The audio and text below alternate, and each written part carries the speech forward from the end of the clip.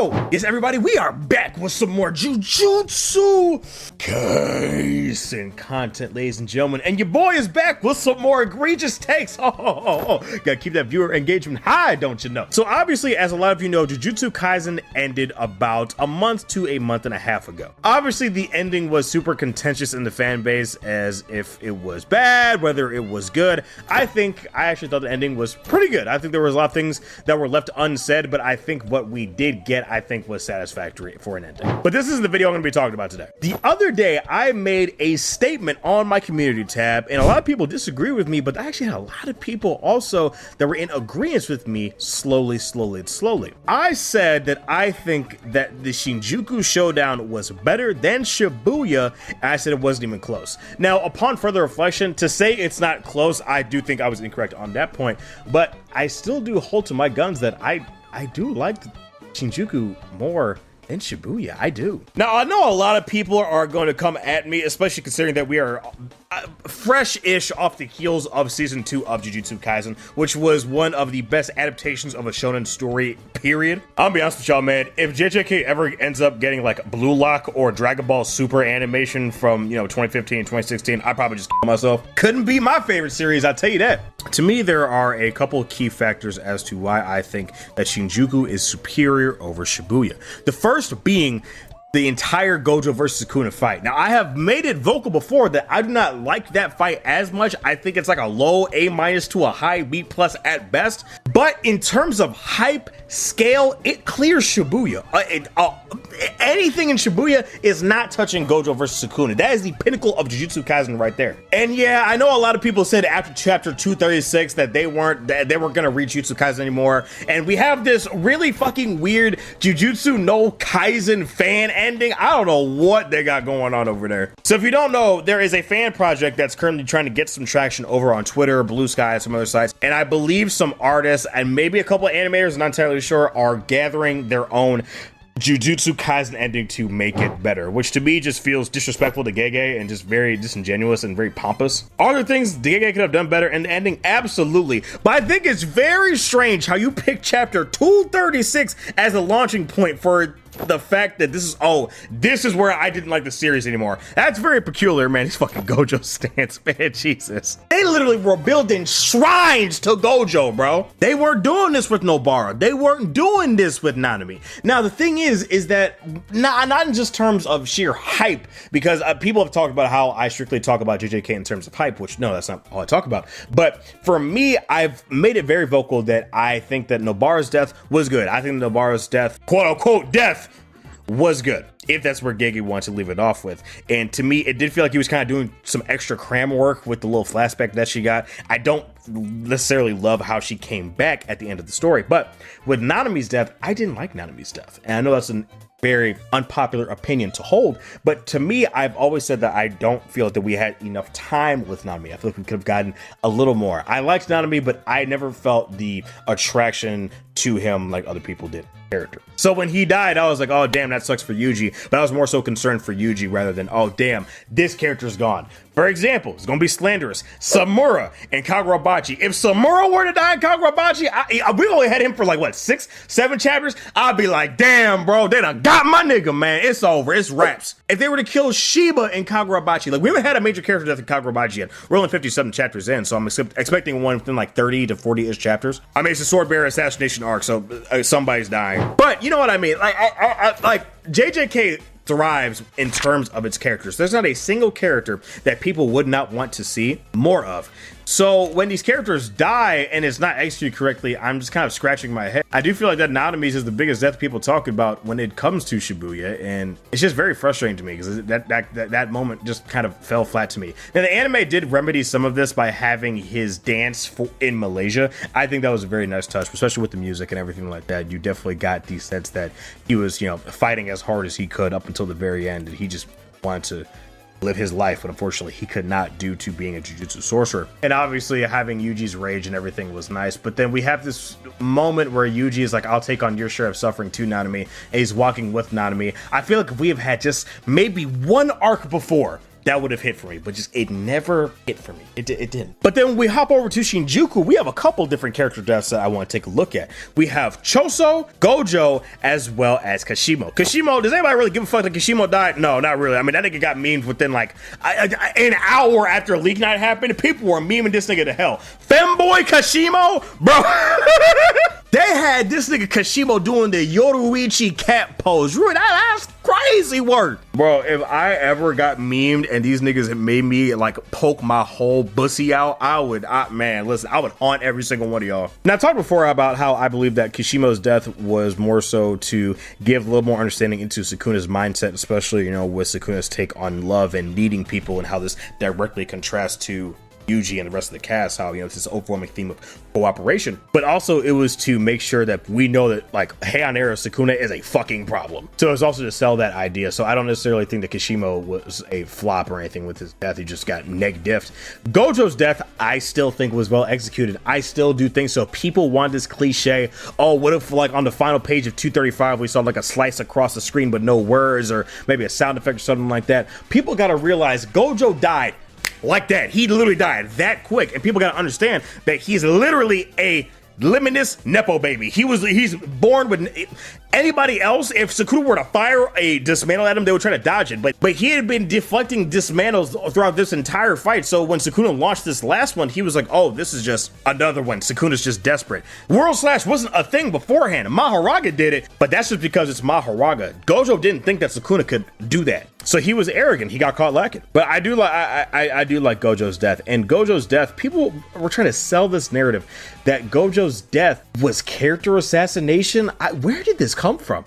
I like Gojo's death. Him saying, you know, I didn't get a chance to do everything I could do. Sukuna never got a chance to go all out against me, but everything I did, it was fun. I had a good time regardless. And him talking with Geto one last time, seeing Principal Yaga, seeing Nanami in the afterlife. And we have this idea of you could either go south or you could go north. I believe north representing change and south obviously representing, you know, just staying in your own ideals and not wanting to change as a person. But I do think that Gojo's death clears the deaths in Shibuya. I think so. I think Choso's does as well. Choso's introduction to the story in Shibuya was fantastic. I love it. I love the reveal of how he is Yuji's brother. But then his death, it made your boy tear up, man. It made your boy tear up something fierce. Seeing Choso do what we would expect him to do, be a good older brother, and he was talking about how he had spent over 100 years just in that container, sitting, talking with his brothers, consoling them. And, you know, you have, I believe it was Kechizu who said, you know, big brother, I'm scared. And you have Choso in the vial saying, it's okay, as long as we have each other, we're not alone. And you think about all the time that they had, and as much time as he had with his other brothers, he never once showed Yuji anything less than what he deserved as soon as he found out that he was his brother. That's a fantastic moment for him, and I love it. And when you have Yuji with his hand on Sukuna's heart and he thinks about Choso's face comes to his mind and he just lets out this scream of rage, just oh yeah, that hits for me, man. I love that. Now, while there were constant fights going around Shibuya, absolutely, it did feel like a war arc to me. And my issue with Shibuya is the fact that there's a lot of Toji glaze. I'm just kidding. No, I don't dislike Shibuya in any way. I don't. I think Shibuya is a great arc. But for instance, the Dagon fight. The Dagon fight is, to me, the weakest part of Shibuya.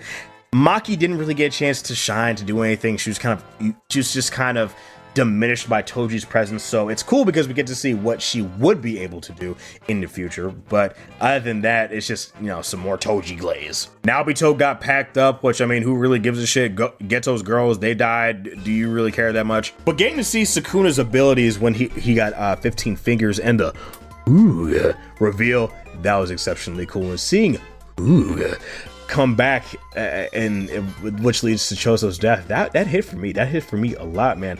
And I think for me, the biggest factor of why Shinjuku, for myself, I prefer it over Shibuya is Yuji's presence. Yuji's presence is all over Shinjuku, because obviously it's Sukuna, he's the final boss. The story has been leading up to this confrontation between him and Yuji, and then as soon as Yuji begins to present himself as a young, capable, strong sorcerer, it makes Sukuna itch. He gets mad. He inherently thinks that Yuji deserves less. And so when we have Yuji hit his awakening and he unlocks Mizushi, when he hits these 7 black flashes consistently, it enrages Sukuna. He's like, you're a speck, you are nothing. How dare you try to get to my level for everything that I've worked for? You ain't shit. And it makes him mad, and I love it. Yuji did not say anything. Yuji did not say a single word to Sukuna until he launched his domain expansion. When he launched his domain expansion, that's the first thing that he said to Sukuna throughout their entire fight. That is very telling.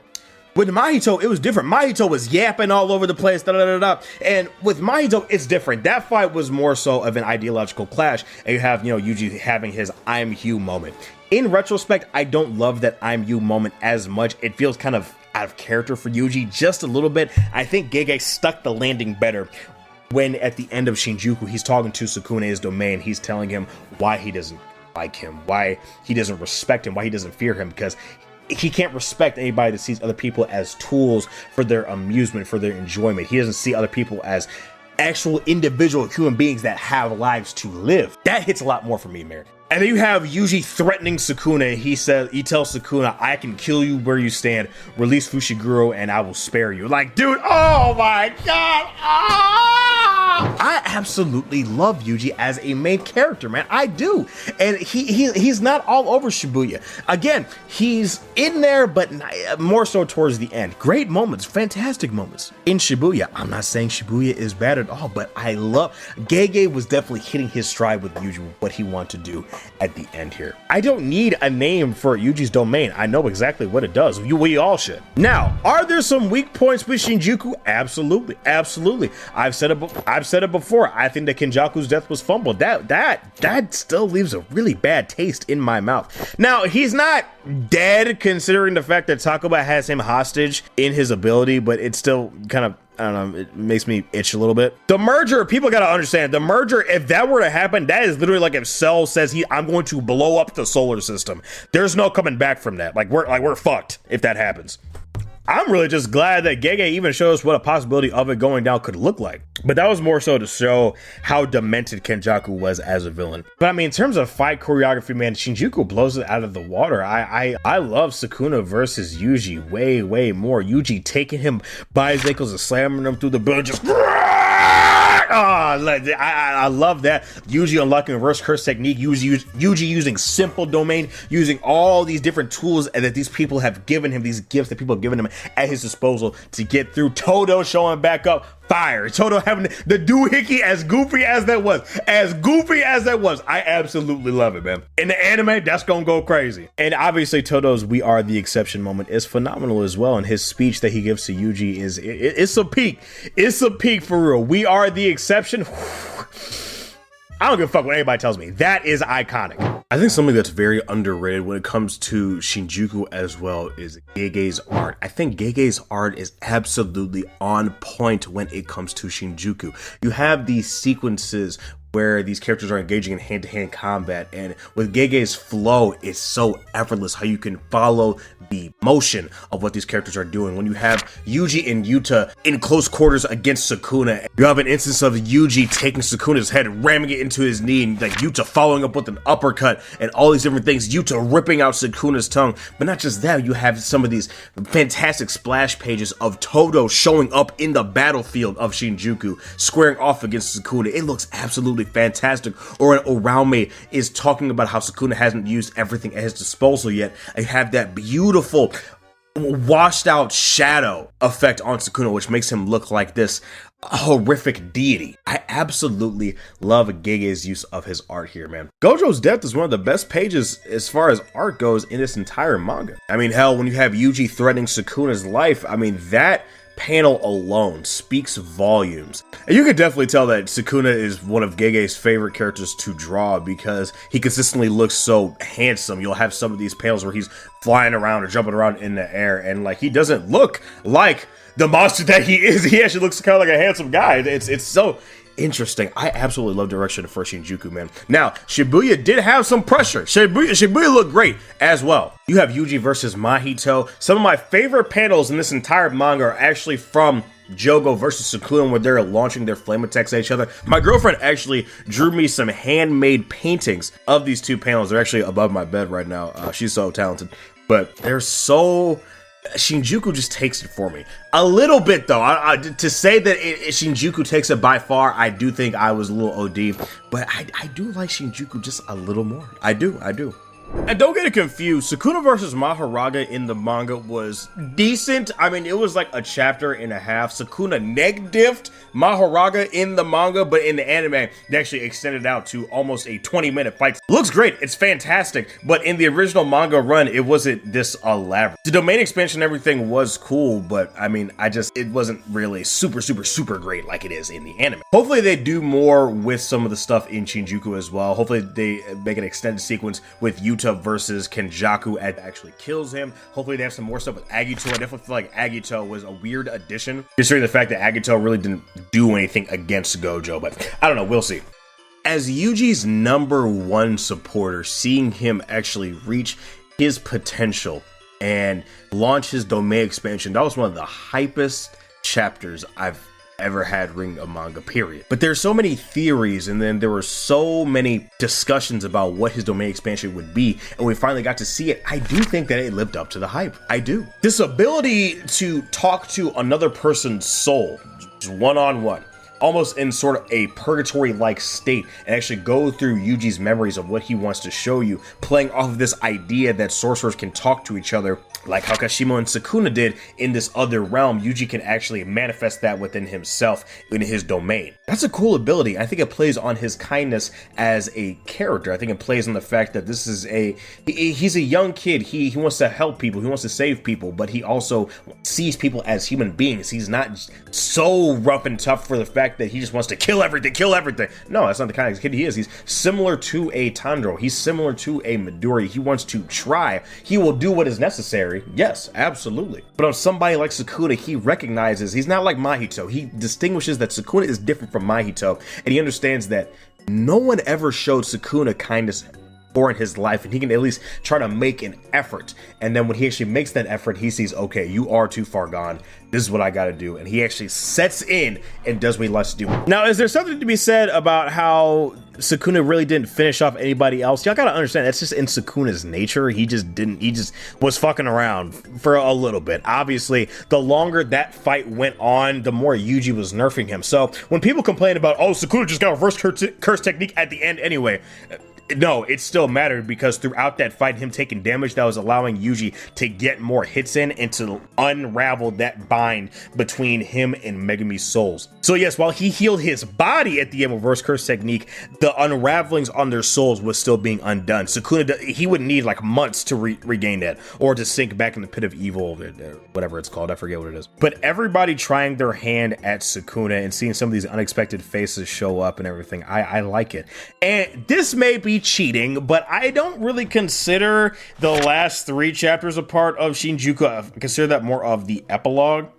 Just how I don't consider like any of the Naoya stuff or anything part of Shibuya. That to me feels like the Itadori extermination arc. But yeah, it's me, boy Daffy, guys. Let me know what you guys think. Do you guys think that Shinjuku was better than Shibuya? Do you think that Shibuya is better? Let me know down in the comments below. I'm curious. Anyway, guys, it's me, boy Daffy. Thank you guys so much for joining me on this video. Please make sure you leave a like and subscribe, and I will see you in the next video. Y'all make sure you take care of yourselves, guys, and have a good one. Peace.